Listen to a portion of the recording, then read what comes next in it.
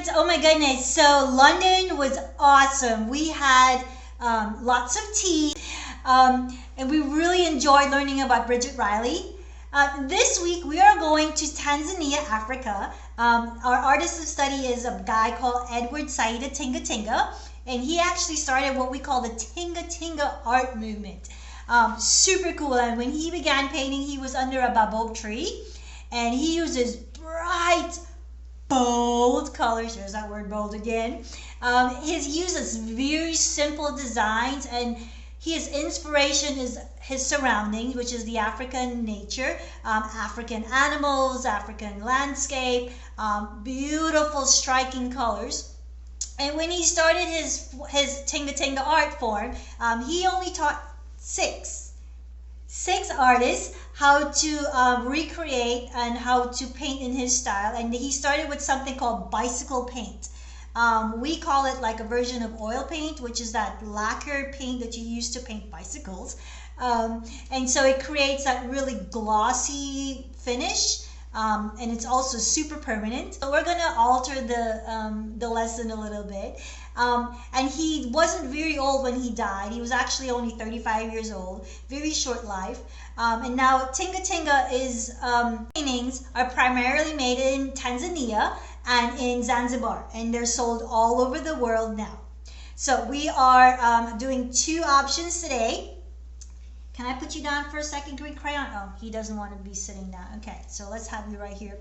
If you are doing option one is going to be our use of dry material. So you will need your chalk pastels or oil pastels.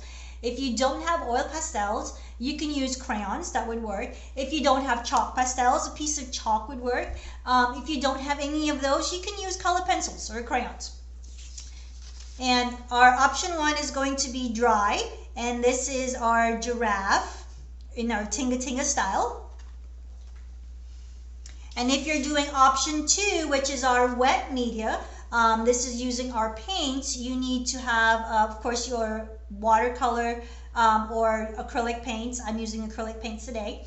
Or you also need your paintbrushes, a water cup, an art smock, something to protect your clothes if you know that you're going to get some paint on your clothes. I would throw something over you. A paper towel, and your paintbrushes. And this is a sample of our Tingatinga painting that we're going to do today. This is just the wet media version of our chalk pastels, our dry media. Okay, so I will see you on the drawing board. Okay guys, today we're going to do our version of a dry media piece inspired by the artist Edward Saidi Tingatinga. And today all we need is a blank sheet of paper, some chalk pastels. If you don't have chalk pastels and you have chalk, that would work as well. Oil pastels, if you don't have oil pastels, crayon would work. And a piece of paper towel or tissue. And this is just to help keep the oil pastels nice and clean if you're about to use them, okay? All right. Let's get started. I'm going to move my oil pastels out of the way for a second while I work on my background. So my background, I'm going to be using two colors. I'm going to use the color red and the color yellow. And it's actually going to create a third color, and that third color is orange. And that's what happens when you mix two primary colors. So I'm going to move this out of the way. So let's start with the yellow. So my yellow is going to go right at the bottom. And I love chalk pastels because the consistency is nice. It can cover a lot of ground in a short amount of time. That little bit of chalk. And so now I'm going to add my red.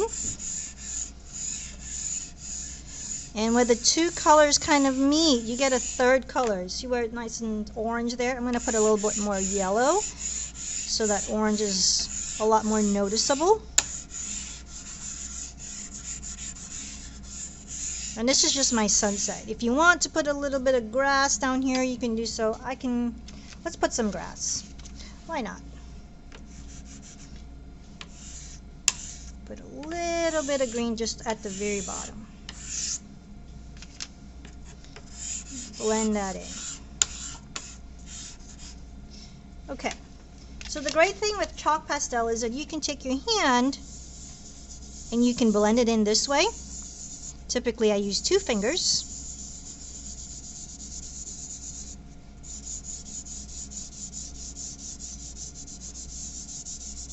And what this does is it actually pushes the chalk pastel into the paper.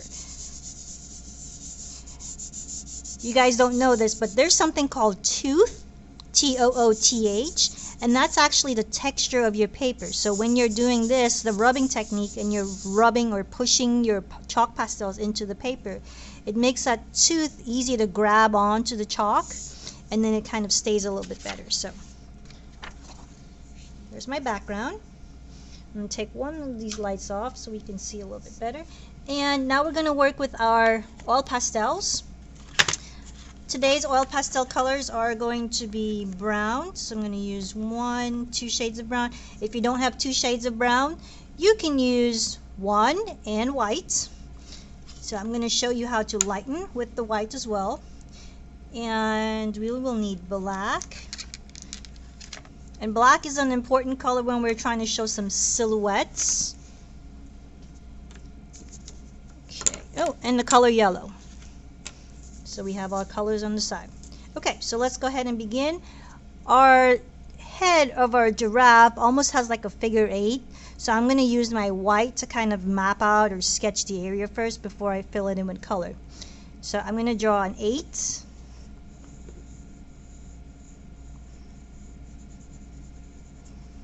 And then I'll fill this in with my oil pastel. Again, if you don't have oil pastel and you're using crayons, crayons would work too. Just be sure to wipe on occasion, just so you don't get that chalk and the texture sticking to your oil pastels and makes it harder for you to see a color. Okay, and then our giraffe has a long neck. And then an oval shaped body.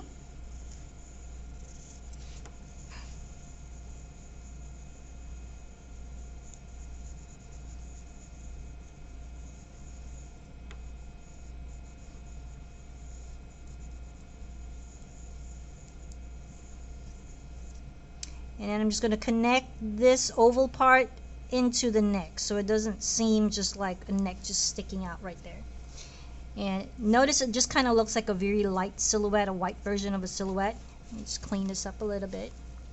And then we'll have our legs. So our giraffe has 4 legs. 1, 2, 3, and 4. And our tail. And I'm going to add in some ears. So 1, 2, and just a little part right on the top. I gave it a gentle blow. So it's all nice and outlined. And so now I'm going to go back in with my yellow. So wherever I had my white, my yellow is actually going to sit in that spot. And that white creates a really nice base so that we could see our yellow afterwards. So I'm just covering the space with the white, with the yellow.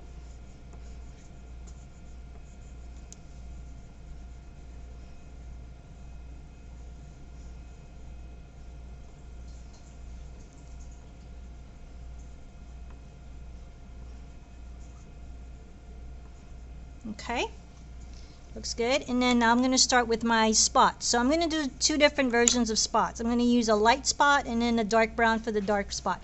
I'm also going to show you how to make your dark spot a little bit on the lighter side if you need to. So we'll start with the dark.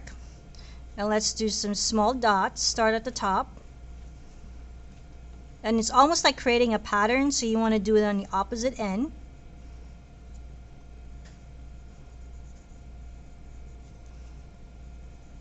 And I'm going to stop right here. So if you want to make these dots a little bit lighter, you just use your white over it.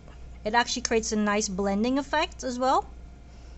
Maybe the giraffe's dot hasn't fully darkened yet, so it's nice and light. And I'm going to use the second dot and finish up my spots.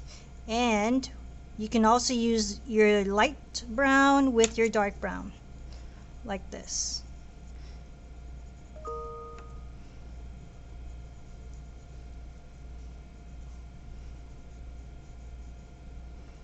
Okay, and our eyes, we need 1, 2 large white dots, and we'll use our black oil pastel to fill in the dots.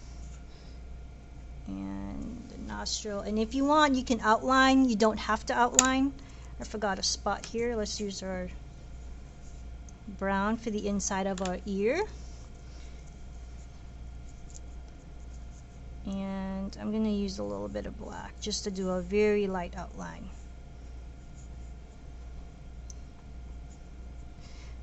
So Tingatinga artwork is actually named after the guy who founded it. His name is Edward Saidi Tingatinga. And in his lifetime, he actually taught 6 artists how to create artwork using his technique. And those artists shared that style with their 6 and then some, and now it's a worldwide phenomenon. And it started off in Tanzania. That's where Edward Saidi Tingatinga is born. And let's do some dark brown here for the hoofs down here.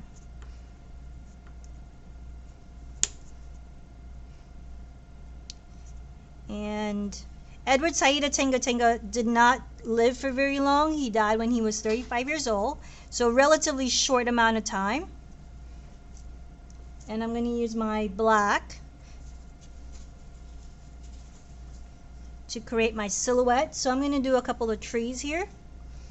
So 1, let's do some star, and then this is just a silhouette. And the silhouette is an image with no amounts of detail, very, very minimal amounts of detail. That kind of shows something in the background that it has a lot more light.